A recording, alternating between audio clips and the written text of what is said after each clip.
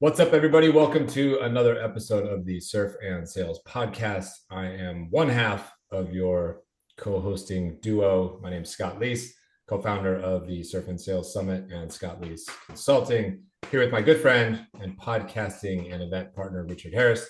What's going on, Richard? How are you today? Dude, I'm good. Like it's a hat trick. We've done three of these this week. So, I can't tell if I've been overexposed with you or I'm, going to get spoiled by having so much time with my close friends. So, I don't know, good to see but you. let's hope for our guest's sake today that you're a little less grouchy today than you were yesterday. You were I'll on just one take it all yesterday. out on you. Yeah, that's fine. I'm used to it. I can take it. We are brought to you by a couple fabulous sponsors, one of whom I will announce and the other Richard will cover. I will talk a little bit about Tech Sales Accelerator. Great place to launch your six-figure tech sales career in 2024 and beyond. No prior experience needed, no college degree needed. Check it out at techsalesaccelerator.com. Richard, to you. Yeah, our good friend at Peel.ai, getpeel.ai is the fresh way to engage an AI-led business with conversations because, by 2030, generationally, maybe we'll even ask our guests about some of this stuff too. By 2030, 90% of decision makers will be Gen Z or millennials. And their whole thing is going to be more about efficiency across teams because they don't want to sit in meetings and they don't want to go to meetings and they just want to see, I don't know, the Snapchat of it or the TikTok version of a meeting. This meeting could have been a TikTok, might be the new buzz phrase by then. I like that. Uh, This meeting could have been a TikTok. That's yeah. good. So yeah, I just trademarked that, by the way, everybody.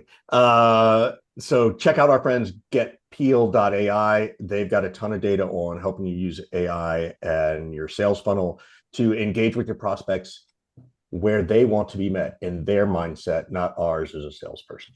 So All right. We are joined today by a very, very popular lady, especially recently. The GTM Summit just happened in downtown Austin. I'm sure she played a big part in that. She's the Senior Vice President of Marketing and Growth at Pavillion. Her name is Kathleen Booth, and we are very happy to have her with us. Welcome to the show, Kathleen. Thank you. I'm really excited to be here. Okay, for anybody living under a rock, can you please tell them what Pavillion is and what you all do over there?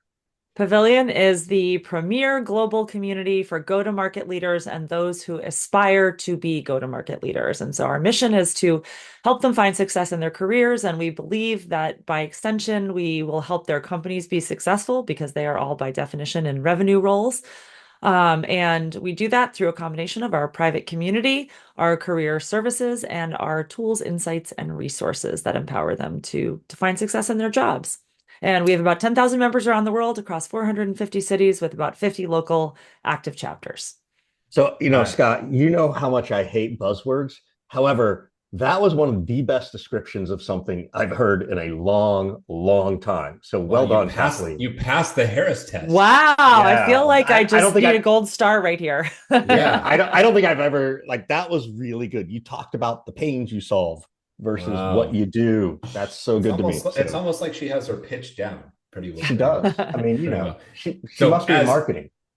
yeah, as two bumbling buffoons who have somehow managed to scrap together some events over the years, tell everybody, by everybody I mean us, what it's like to try to put on an event the size and scale of GTM Summit, which I also assume is growing every year, and next year will probably be even bigger. So, what are some of the things that people don't know about that process that are really, really challenging? I would say there's two words that come to mind, fun and terrifying. Uh, we had about 800 people this year. This was our second year doing it. So last year was the first year. We had 700 people last year. And it was a big play for us. We had never really done an event with more than like 200 people before. So I Mm. know there's a lot of much bigger events out there. We did not want to be huge, huge. Like there's a place in the industry for events like SaaStr. We're not trying to compete with that. We wanted to have an all executive audience and keep it so that it could still feel kind of intimate, but we needed to be able to accommodate more people because we have a lot of members. And so we had about 800. It'll probably be a little larger next year, but I don't want to get on that hamster wheel of like, that was awesome. Let's double in size and let's go big. Like, I don't think any of us are aspiring to that because we're not first and foremost a conference business. We're a community business.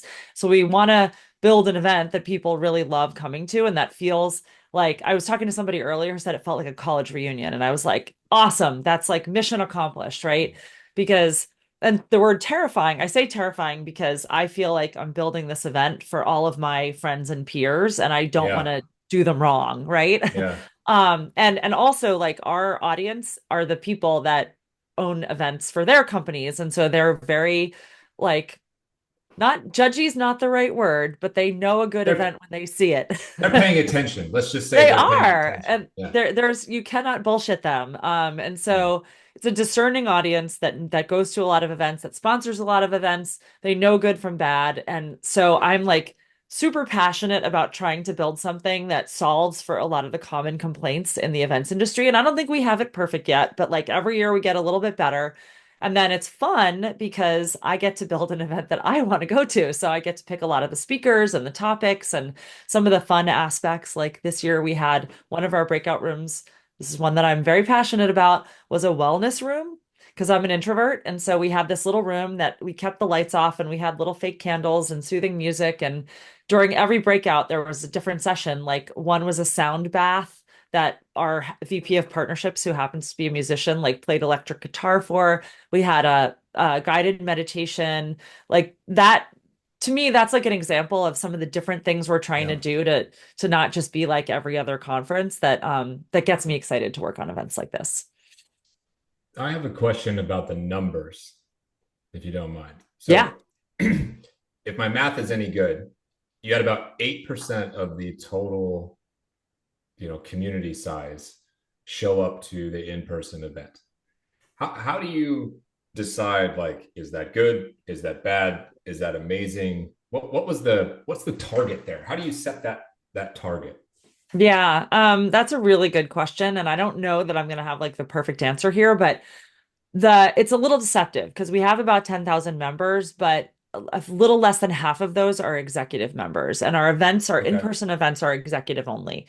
So that's one little qualifier. Um, and then we have a lot of members who live overseas. So we did actually have, believe it or not, we had like at least one member that came from New Zealand. We had somebody else that came from Dubai.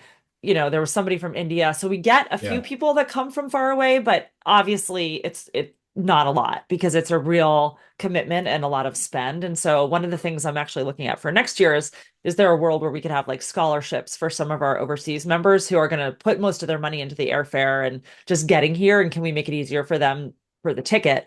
But yeah, I mean, I think our goal, like in a perfect world, we'd love to have every executive member attend because we really believe that like when you join this community, the true, like you can get a lot of value through the Slack channel and the courses, but the real emotional glue that forms with a community and with your peers within the community, that happens when you meet up in person. And you see that when you walk into this event, and it's like Yeah. it sometimes sounds a little culty, but like you walk into this event and people are always shocked at the number of people who are hugging each other, and like it's really friendly in a different Yeah. way than most conferences, and that's something that we want every executive member to experience. And so that's something that we're working on messaging out, like when you join, mark your calendar now because you should be there. It is a bizarre experience, Richard. I'll let you ask a question in just a second. It's a bizarre experience because I went to this, and this is not an exaggeration. I really couldn't take 5 steps without somebody grabbing me and being like, "Hey, what's going on?" And I'm like, "Oh my God, it's so and so. I know who you are." So it would take me like an hour to go from one side of the room to the other because I feel like you kind of know everybody. So really kind of a cool experience. Go ahead, Richard. Yeah, I agree. I mean, I think what you said too was, understanding the difference between community versus conference, right? That intimacy thing, which is what we've always strived for. Um, let's say y'all decided to go to 1,500 people. How would you try to keep that vibe chill, right? Yeah. Like what are those? Because whether you decide to do it or not, I'm sure you'll at least discuss it. Like, how would you try to figure that out. And I'm asking not because I think people want to build community. I think everybody craves this community, right? Like this is a healthy hangover from COVID of like really enjoying your time with people, right? Really being present with people in general. So how would you even look at that? Yeah, I mean, it's the central organizing principle of the event because if you think about it, so many of the other events in the B2B tech space are by vendors. And so they're like throwing these events basically as a way of ultimately selling software licenses. And that's not what we're about. Most of the people who attend these, we've already sold to them. So, yeah, Yeah. we want them to renew at some point, but they've already said yes to us. And so it's about our events are about like delivering value to the people who are there while they're there. Not that other conferences don't do that, but I think it's a little bit more pronounced, the pressure we're under to do that because there isn't other ROI like there is Right. with some other events. And so we are going to go a little bit bigger for next year because we bought out AT&T Stadium in Dallas, which is the home of the Dallas Cowboys. And the reason we did that is that we get a lot of feedback that people are tired of hotel ballrooms and like no natural light. And so we're trying something different where we're in a different type of a venue and it doesn't feel like your usual conference. It'll be interesting. Like we're leaning into this messaging that GTM is a team sport. So it has room to hold more people and we can go bigger, but we're not setting some crazy huge growth goal. We're I have really going to lean. Yeah. What's that? I said I have so many thoughts about this. I was just sitting Yeah. here thinking to myself, gee, Richard, that sounds familiar in terms Yes. of not having a conference in a hotel ballroom or Yeah. whatever. Yes. Right. Yeah, Oh, I'm Right. sure yeah. I know Yeah. a couple people who did that. Yeah, Yeah. I mean, it's going to be different. It puts some pressure on us to like not make the event feel drowned out by this huge space. Yeah, yeah. And I don't want to do that just by filling the space up with people. But again, like we want our members to come. And so one of the big things we're doing leading into next year's event is we're making it much more member led, where we're forming these functional councils. So like our CRO council, our CMO council of members who are experts in these areas to help us guide the programming, and then also our local chapters. And so, what I foresee is we're going to have even more breakouts and meetups that are those groups owning the meetup and Mm, recruiting their fellow members to yeah. come. And so, it's your opportunity to have your real life connection with the people that you're already meeting with on Zoom. So, Richard, to your question, I think like there's a great quote from the book Kingdom of Prep, which is about like the growth of J. Crew, the company, where they say the bigger you get, the smaller you have to act. And I think Mm. that's true of community, which is like if this event gets bigger, we have to continue to lean into ways that make it feel small and intimate even more. Otherwise, it loses its specialness. And so it's like facilitated networking, structured peer group meetups, smaller spaces and curated connections. Also, because a lot of people like me are introverts and they don't like to walk in a room where it seems like everyone knows each other and be like, so what's up, guys? Like it has to be structured and you have to create easy ways for people who feel like they're new to the community to immediately feel welcomed. And that's, I think, how you create that specialness.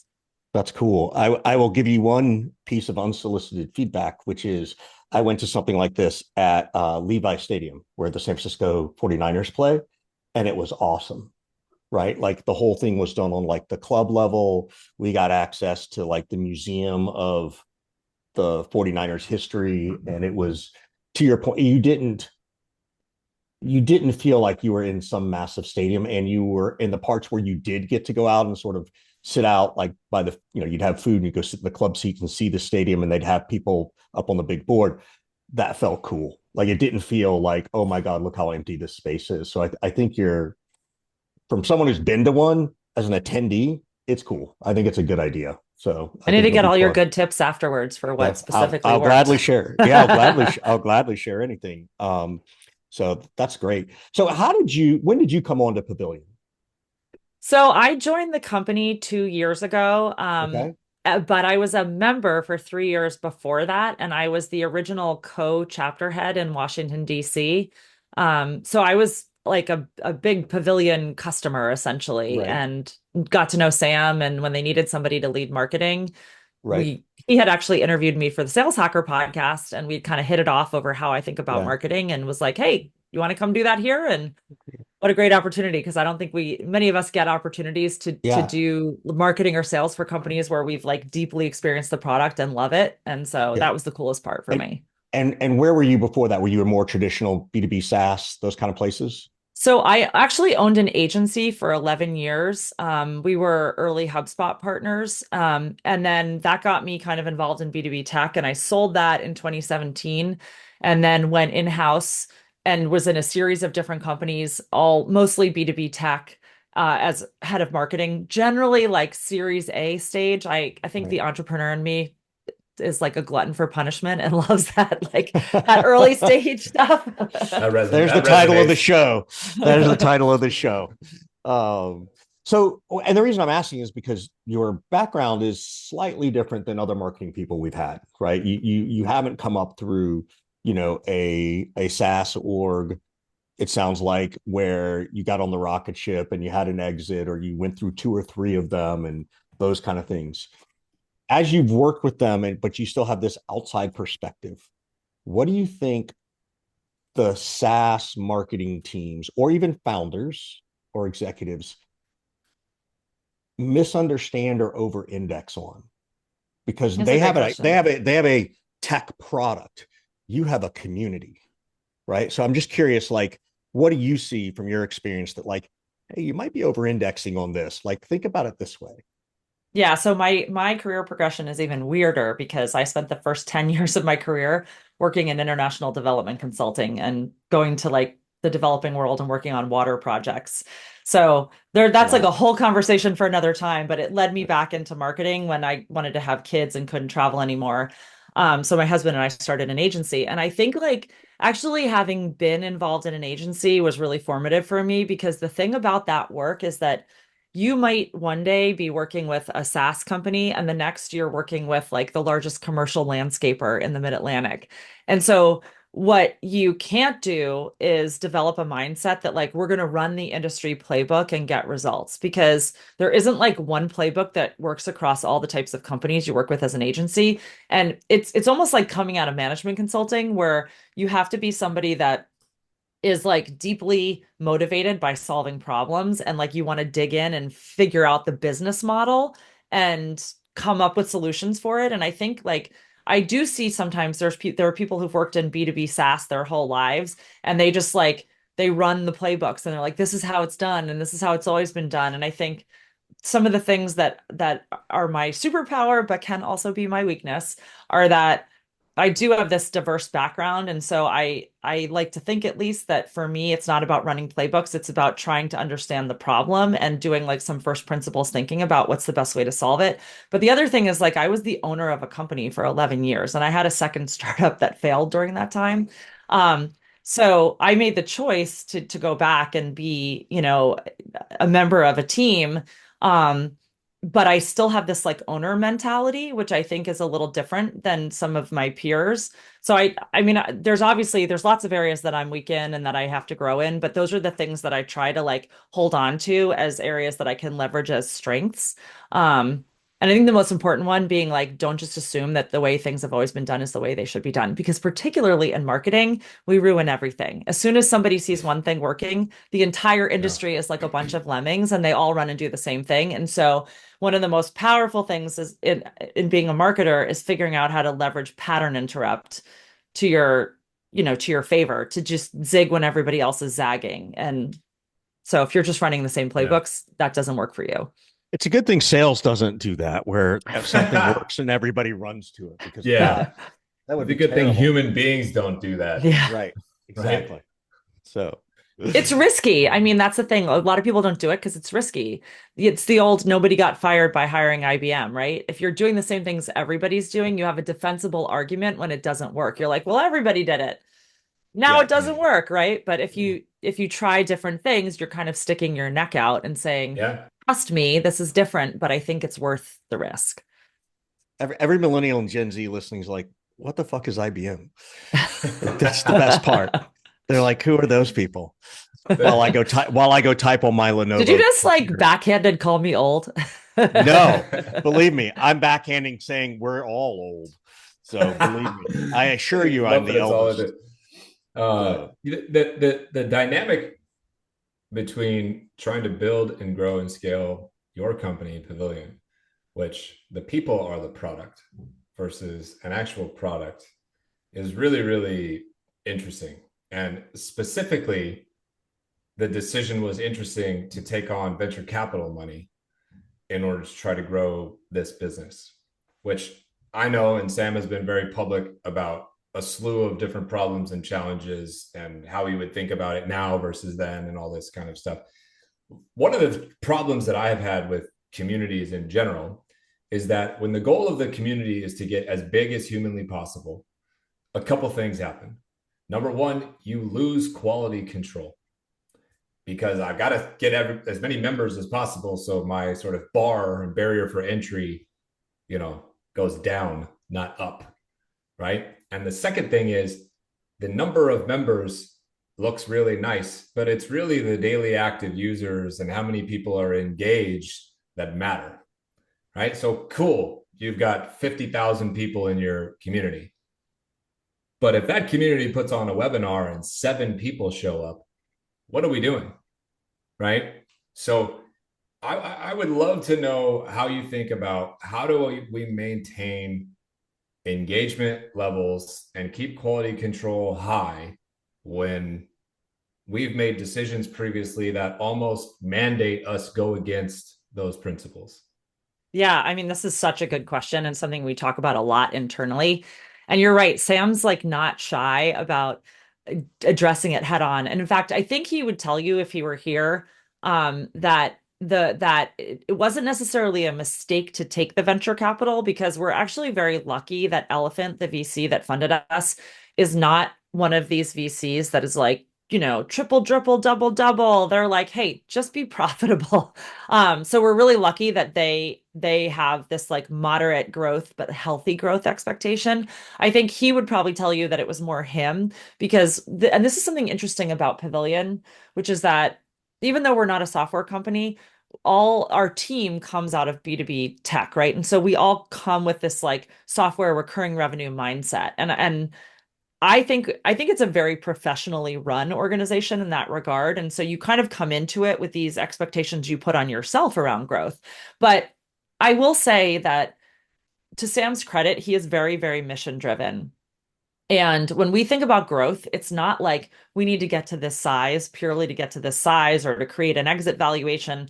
I think it really is when we talk as a team, like our mission is to help these people, and there are a lot of these people out there. So how can we help more of them? And there's different ways we help them. So like not everyone's going to become a Pavillion member, right? And that's why we now have this media brand where we have 2 podcasts and a newsletter that talk very little about Pavillion. They're purely like an industry education play.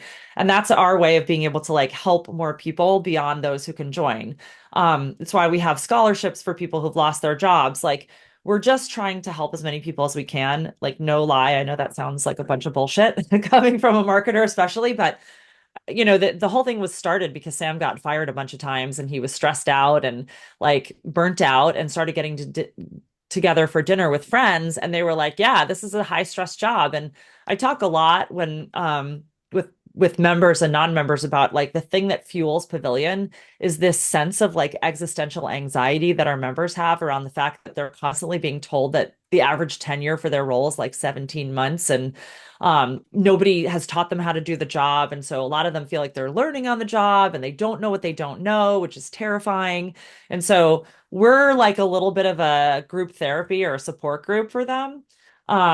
So hopefully that's what is behind our growth, and not just like, yeah, we gotta triple this year so that we can sell and make more money. I don't think that's it. That's not the sense I get from our team. But it is absolutely true that in a community business, growth can be the very thing that kills the community. And I think there have been times in our history when we felt like that was what was happening, when we made decisions that were motivated more by like the bottom line, the financial health of the business than by the Yeah. member experience. So there was a time, a year and a half, Yeah. was right around when I joined, that they got rid of chapters and they moved to this like envoy model, and it didn't work. And so one of the things I love about working for Sam is like he got up in front of the entire membership and was like, I screwed up and we're going to change it and we're going to fix it. And so we do listen really closely to the members. And I think if anything in what we see as the future of Pavillion, if we get bigger, the way that we believe we're going to keep the specialness of the community is by having it be more member driven and by leaning into the local chapters and to the functional groups, to the people who have joined the community who want to step up and take leadership positions. And it's the second time I've worked for a company where we've built a community. And in both cases, what I've seen is that when the community starts to run itself, that's when you really know it's working. So like we can do a lot at the top, but until our community begins to step up and take leadership roles and take ownership, like that's when we're going to be really successful. I I love what you said about the goal is to help all the members of the community have success, achieve success, whatnot. The question is, for me, it is like, how are we quantifying that, right? Like, what is success? Like, is the average tenure of a head of sales who's a member of Pavillion triple that of a VP of sales who's not a member of Pavillion?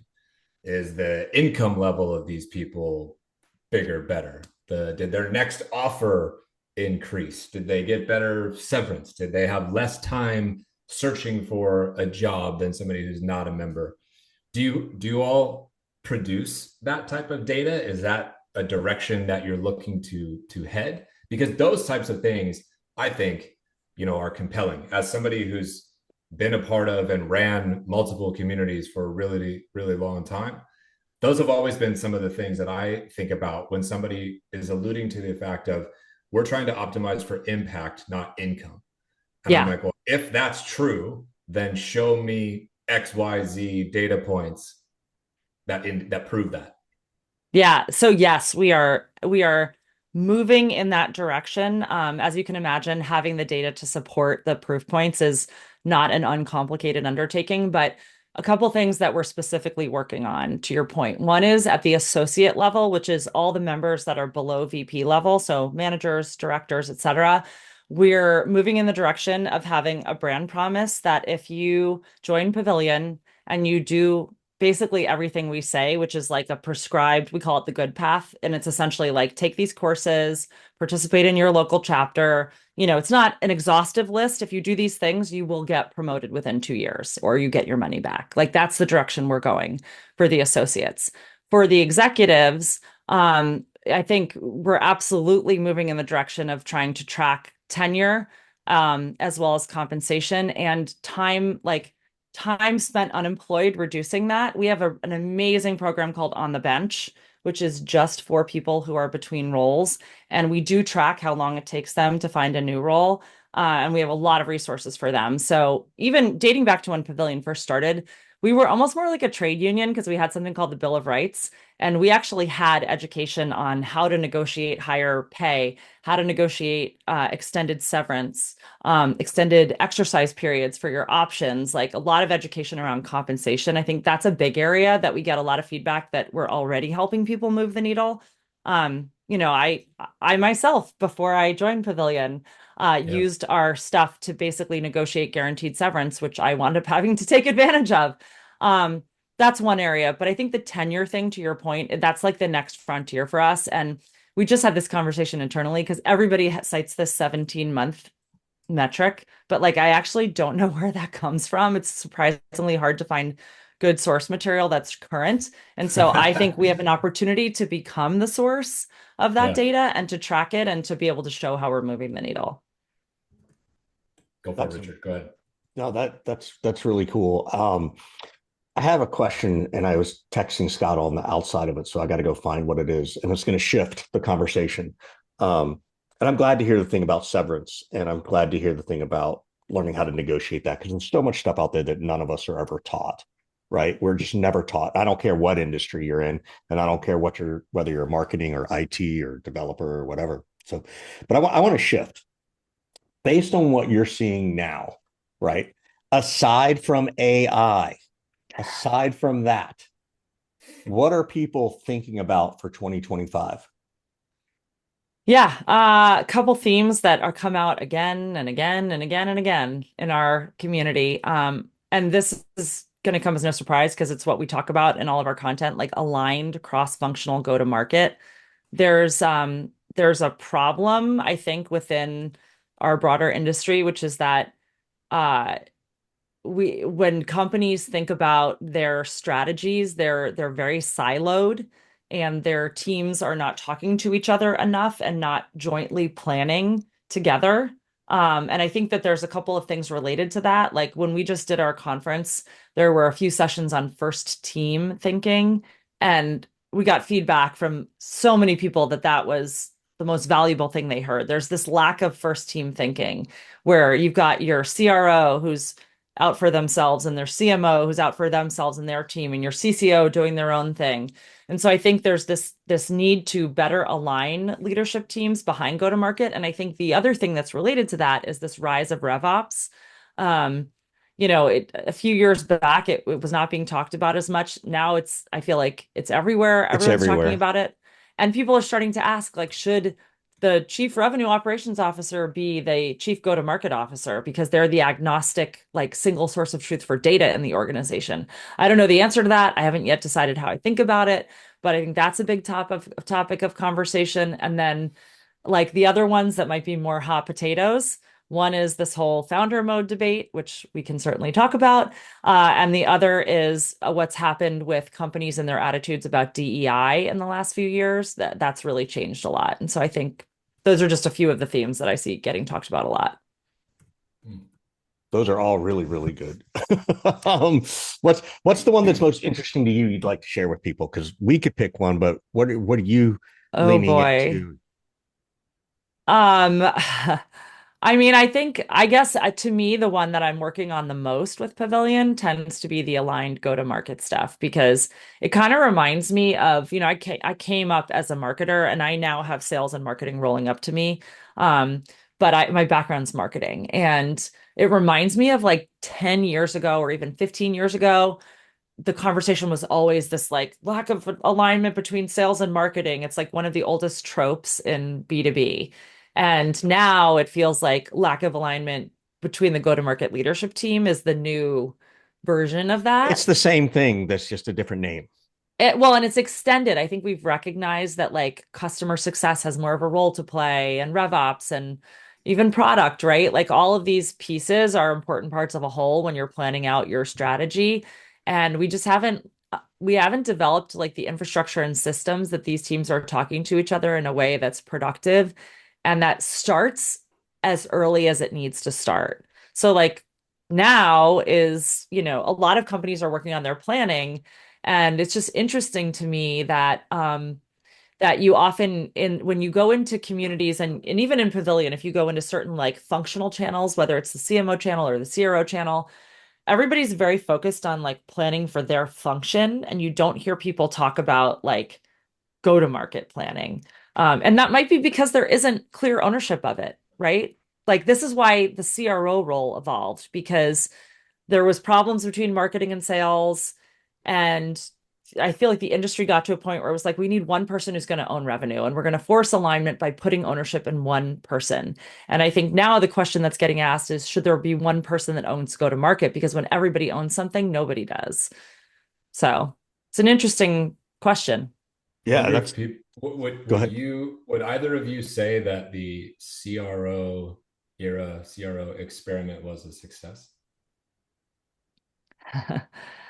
uh, I think it depends who you ask. As I said, I I'm grew up in asking the two market. of you. I'm asking I the grew up two in of you. marketing, and if you ask any marketer, they're going to be like, "Oh my God." Most of them don't want to take a job if they report to a Right. CRO who's been ahead of Yes. sales. It's That's it's like there's a lot of resentment there, and so Yeah. I think if you ask people who've come up through sales, they think yeah. it's a lot of them think it's great. Yep. Yep. I think um, it's interesting too, because Scott and I talked about this. We've talked about it for a long time. We haven't talked about it recently, was, how many marketing people actually own a revenue number, right? And if you ever talked to marketing people 4 or 5 years ago and said, you're going to have to own a revenue number, they would freak out. And it slowly started to happen. I don't know if that's out there, but I think that's a part of it. Like, you know, that's just sort of a piece, but I don't know. Do you see marketing people taking on actual revenue numbers, or is it still just, MQLs and I mean, I SALs think the and good ones do. I'm a little strange because I've always had a revenue number. Like this is the second company I've worked at where 100% of the pipeline is generated inbound. Um, and it's no coincidence that the other one where I did that also had a community and was doing similar plays to what Pavillion's doing. Yep.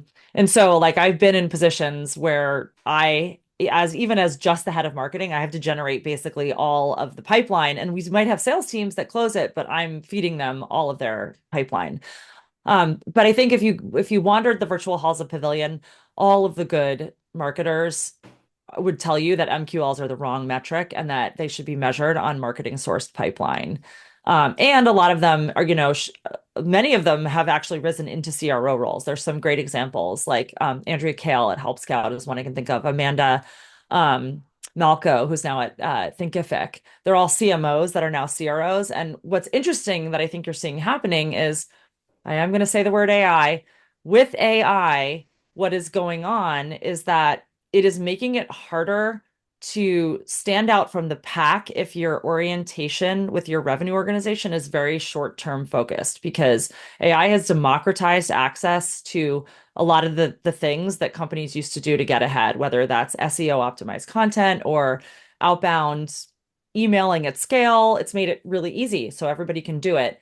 And so some of the things that are now starting to, I think, emerge as like being true differentiators are really brand investments. They have longer payoff horizons, but that's one thing that I do think is kind of a superpower that marketers can bring to revenue organizations is they do tend to have longer term perspectives on the investments that need to be made to generate future revenue, perhaps than somebody that's come out of a true sales background. Because I think, and maybe this is a bias of mine, but I think most of the sales leaders I've worked with, they're very focused on the numbers that are in front of them and the pipeline they need to hit the next number, not necessarily what needs to happen next year or the year after, et cetera.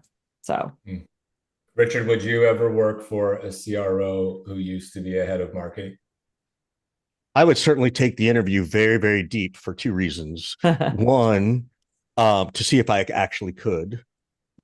And two, because I want to know what that world looks like, just out of curiosity, right? Like, but you know me, Scott, like I get people that call me for interviews all the time for stuff I would never take, but I take the interviews just in case. And I'm always just curious, right? And I wonder if the same animosity exists on each side. Oh, I I'm Marketers think don't, so. sure. don't want to I think work Yeah. for a so. sales leader, and sales leaders don't want to work for a Yeah. marketer. Yeah. But guess what? The phrase is they haven't carried a bag, right? Like Right. that's what Yeah. they say about Yeah. the marketers. So I actually So, always say every marketer should work in sales for a little while. Yeah. so, But so, 100%. hot take. Why is the CRO of the future not the current head of revenue operations? I would think that the head of revenue operations might be a stepping stone into the CRO role, That's what I'm saying. depending, right? I don't know. Take the smartest revenue ops person that you know, who's a senior level leader. You don't get this bias from the sales leader. You don't get this bias from the marketing leader. You don't get a bias from the CS leader. More tech and automation and AI stuff is involved than ever before. Why is that person not positioned enough to not only have a seat in the in the boardroom, so to speak, but like why can't they be the CRO? I Are think they they might not? be. I think they might I be think they too. might be. I mean, there's a great example. There's a woman named Ann Powell in Pavillion who has been head of revenue operations and is now in CRO roles and Yeah, crushing it.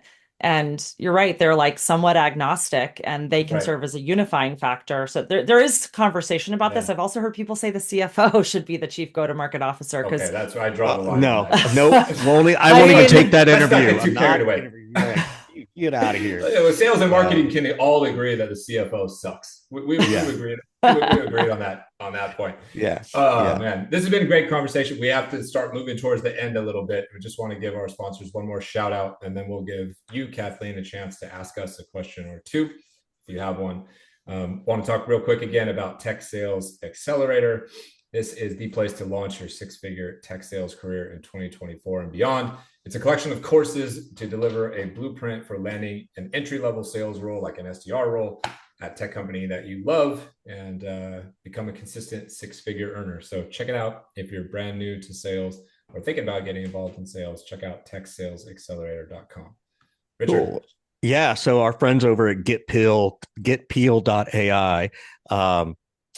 one of the biggest challenges I see, and I don't care if you're in sales or marketing or anything, is that it can actually tell you what your recommended next steps are, which I think most reps fail to. I can't tell you how many clients I train who reps don't feel comfortable just asking or suggesting next steps, even if they're the wrong next steps. So this one helps eliminate that and make sure that it can happen and offers you the actual next step. So please check out our friends at getpeel.ai. And with that, Kathleen, is there a question you'd like to ask us, or 12? Yeah, there is.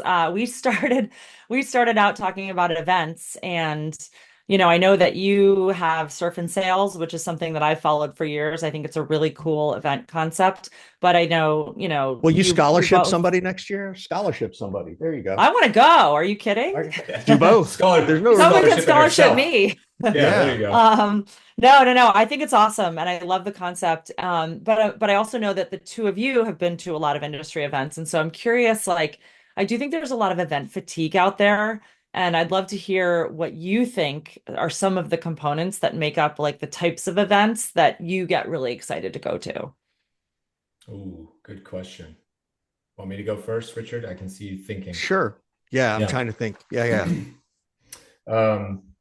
So for me, I would probably start with, where is the event being held?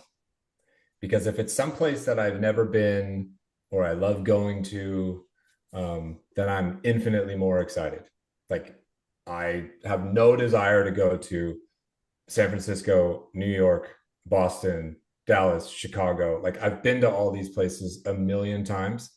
And if you invite me to St. Louis, Missouri, like, forget about it. I'm just not going to go. So the location is super important to me. And then you used this word fun before. And this is part of the reason that Surf and Sales was birthed and born, is because I wanted to have an event someplace cool and I wanted to have fun. Ain't nobody want to go to a conference and listen to 10 hours of freaking content. I don't care who you are. You can't focus that long. You want to have activities happening, whatever those activities are. So I'm interested in the like extracurricular kind of opportunity of things. And then the actual type of audience and content, right? So GTM Summit is interesting for me because it's full of all senior level executives. Going to a conference full of SDRs would not be very interesting for me because I don't really work with SDRs anymore. So those are three quick things that I'm thinking about. Richard? Yeah. I agree with Scott about location. I'm a little easier sell to travel, like, and I'll say this, but part of it is, Scott's, this is not a private thing, but Scott has, stuff that it makes it hard for him to travel, right? Like, he's not in a wheelchair or anything, but so the idea of him getting on a plane, isn't necessarily as appealing, I think, for some people, right? And I know that about, I hope I was okay to say that. No, it's fine. But I like the idea around content. I did go to an event in Austin a couple of weeks ago, right before GTM, because I wasn't invited to speak at GTM like my friend Scott. But one of the things they did after each session was, rather than roll into the next session, because they had us all sitting at tables, there was only about maybe 120 people, so it wasn't super huge. But after each session, they carved 20 minutes for people at the table to talk about what was just talked about, so that it became actionable, right? Because we go to these things and we get all these ideas. And I think that's a big piece that is missed, is like, we're so busy, or big conferences are so busy trying to appease the sponsor to make sure they're getting on stage, to make sure that they're getting seen and their logo is being seen and their person's speaking, that they overlook the best part, which is, well, how do I make it meaningful to the people, right? Like you said earlier, the people are the product, right? That really struck with me. And that was not something I had seen. I think we do that, but not intently. Like, our whole purpose at Surf and Sales is maybe 4 or 5 hours of content. The rest of the time you're, socializing and doing things. And some of the content are projects, and they're not hard projects like, go build a rocket ship, with soda water and baking powder. It's nothing like that. It's business related things, and we divide the group into groups, and so there's the socialization piece. So that socialization piece is the stuff that I think matters, right? And as I coined this phrase many years ago at Surf and Sales, which is, it's about the in between moments.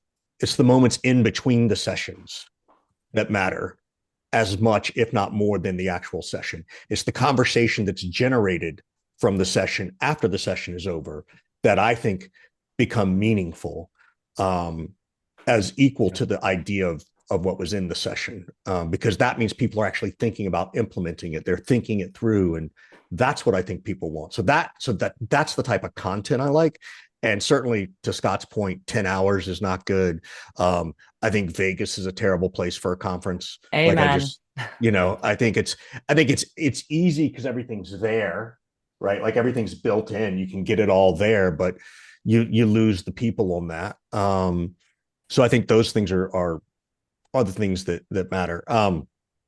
So I think that's one thing. The other thing I haven't seen, I think it's sort of kind of come out of our conference is, we have WhatsApp groups for every conference, and we're still chatting with those people on a regular basis. Hey, I got a promotion. Hey, I got a job. Hey. So what is the after effect of this community piece, right? What's the long tail? So I think those are the things I like to look for or see. But, somebody wants me to speak, I'll go to Omaha, and you pay my ticket, so. That's great feedback. Thank you both. Pay me enough to go to Omaha. What if it's during the College World Series? You'd go? Okay, that's different. I'm not going there for work. I'm going there for, sports. A game. Okay, so fine. You could pay me to go just as long as it's not work related. There you go. So what's the best way for people to get in touch with you, Kathleen? Well, you can certainly reach out via our website, joinpavillion.com, or I'm very active on LinkedIn. Just send me a connection request and tell me that you heard about me or of me through this podcast, and I will accept your request. Very cool. That's when that means they get a 50% discount on joining Pavillion, right? I can offer, hit me in the DMs if you want to join. I'll make it worth your while. There you go. There you go. Well, we appreciate you spending some time with us today, and wish you and the team all the best in growing over at Pavillion. Appreciate all the work that you're doing for the community, and we will see everybody next time on the Surf and Sales podcast. Bye, everybody. Thanks, Kathleen. Thanks.